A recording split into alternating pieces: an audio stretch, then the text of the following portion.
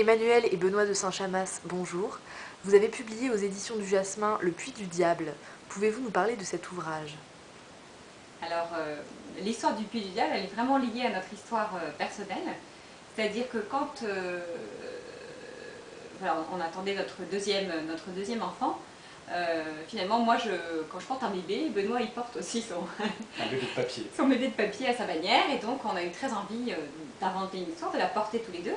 Et on savait qu'on attendait un petit garçon. Et donc, on s'était dit, tiens, cette histoire, elle parlerait d'un héros qui s'appellerait Eric, puisque en fait, notre petit garçon, on avait très envie de l'appeler comme ça.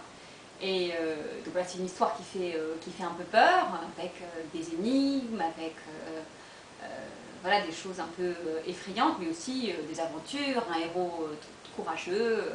Voilà, notre fils maintenant, on est très fiers de lire cette histoire, en sachant que il est le héros d'une histoire, puisque nous avons pensé à lui. Voilà, Et pour l'écrire, on s'est beaucoup imprégné de contes médiévaux. Donc c'est un petit peu à la manière d'un conte médiéval. L'histoire en elle-même, c'est effectivement le héros Éric le Roc, quelqu'un de robuste, de très courageux, que ses amis mettent au défi de descendre dans un puits maléfique, le puits du diable, qui a la réputation, à minuit, les jours de pleine lune, de s'ouvrir et d'être un accès aux enfers, à l'enfer.